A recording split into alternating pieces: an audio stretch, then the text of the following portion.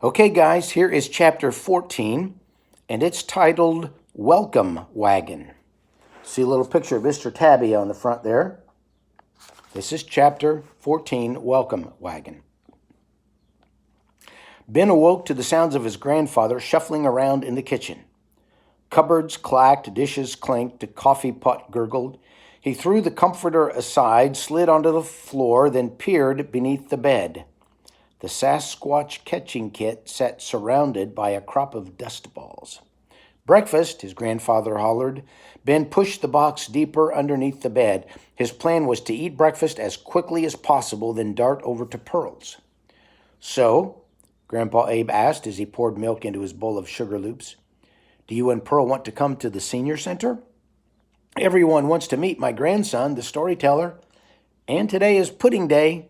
What could be better than that? No, thank you, Ben said as he sat at the kitchen table. What? You don't like pudding? What kind of person doesn't like pudding? I like pudding, Ben said, but Pearl wanted me to meet her at the dollar store after breakfast. Ben poured milk into his bowl.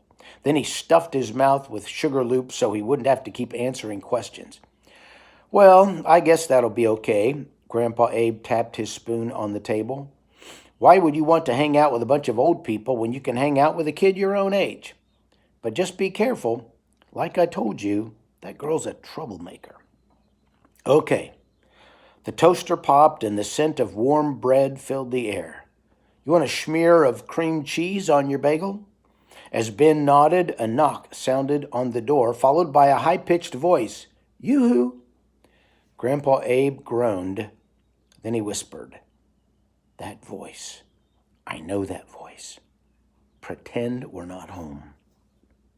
Who is it? Ben whispered back. Martha Mulberry, the busiest busybody in Buttonville.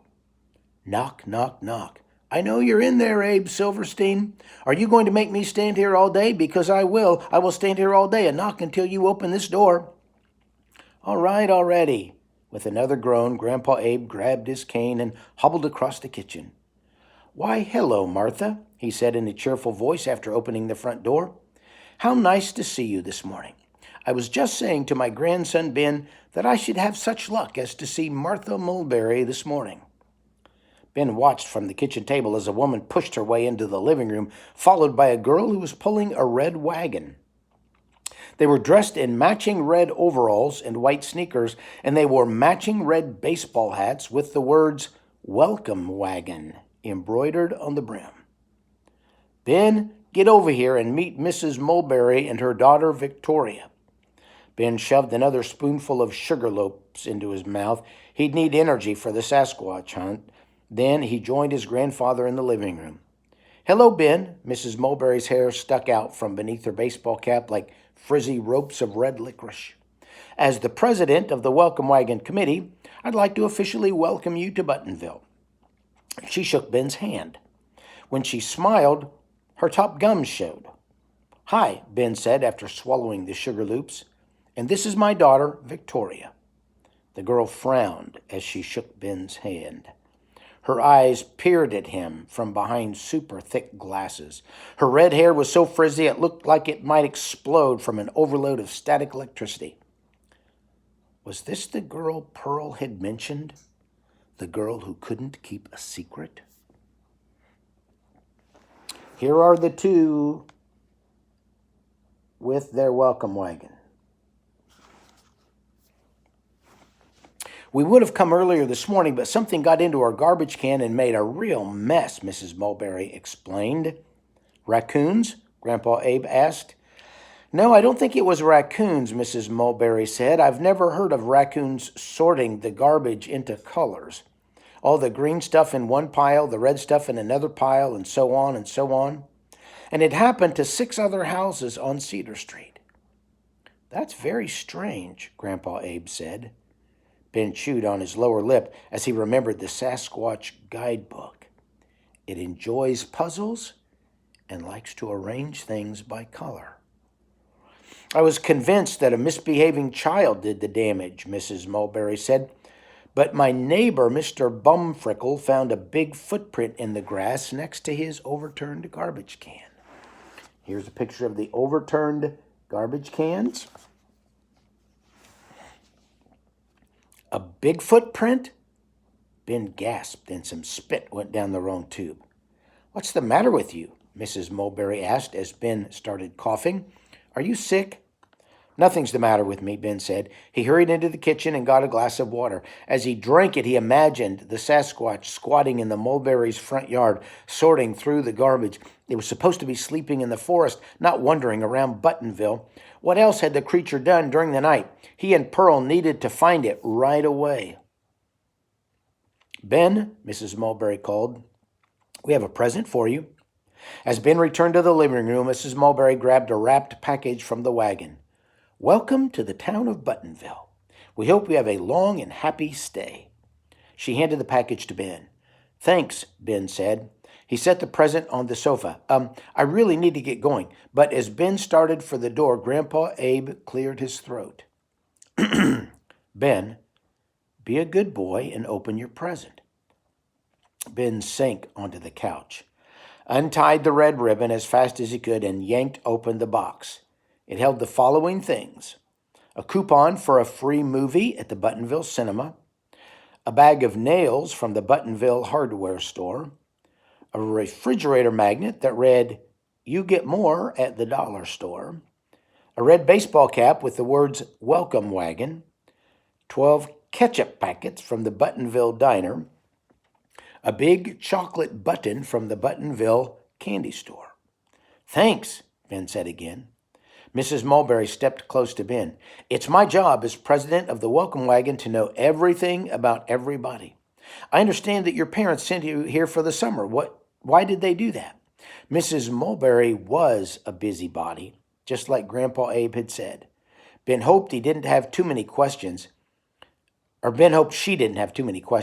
He turned away and looked out the window. Pearl was pacing along the sidewalk, her blonde hair swishing with each step. She must have finished her chores. Grandpa, can I see Pearl Petal is waiting for you, Mrs. Mulberry said.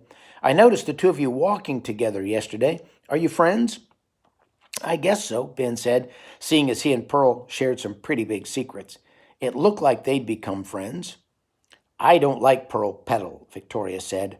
Her blue braces sparkled. I never play with her. A wise choice. Mrs. Mulberry patted the top of her daughter's baseball cap. That Pearl Petal is a troublemaker. You would be wise, Abe, to keep your grandson from playing with her. Ben's no dummy. He can choose his friends. Grandpa Abe winked encouragingly at Ben. Then he opened the front door. So nice of you to stop by, Martha, he said with a forced smile. I'm sure you have other things to do today. Yes, indeed I do. Mrs. Mulberry adjusted her baseball cap. Someone has moved into the old button factory, and it's my job to find out who that someone is. Even if I have to wait outside the gate all day, I must know what's going on over there. Oh, I'm sure you'll figure it out, Grandpa Abe said. After all, it's your job to know everything about everybody. Victoria grabbed the wagon's handle and followed her mother out the door. The wagon thumped down the porch steps. Victoria glared at Pearl as she passed by. Pearl glared back. Then Victoria and Mrs. Mulberry made their way along Pine Street, the wagon wheels squeaking. I thought they'd never leave, Grandpa Abe said. He grabbed his cane and plopped a canvas hat onto his head. Well, you and Pearl have fun. I'm off to the senior center to help set up the tables. Pudding day is our busiest day. And off he went, tipping his hat at Pearl as he drove away. After tucking the kit under his arm and closing the bedroom door, Ben joined Pearl outside. The cloudless sky glowed with summer sunshine. Barnaby sat on the sidewalk, pawing at a trail of ants. He'd squashed a bunch of them, and they lay as lifeless as beads. Ben hissed a warning. Stay away from my hamster, or... He leaned close. Or I'll feed you to the Sasquatch. Barnaby ignored Ben. He flicked his black tail, then pounced on another ant. I don't think Sasquatches eat cats, Pearl said. She glanced up and down the sidewalk. I did my chores as fast as I could so I could get over here. Guess what I found out? She looked around again. I found out that the Sasquatch broke into the diner last night and ate all the ketchup packets and chocolate syrup. It left a big footprint near the door. And he got into a bunch of garbage cans and sorted the garbage by color, Ben told her. Pearl took a rubber band off her wrist and pulled her hair into a ponytail. This is serious stuff. We need to catch it before anyone sees it. Where do you think we should start looking? I'm not sure, Ben shrugged. And that's when a scream filled the air. But that sounds like a good place to start. That's the end of chapter 14. Love you guys.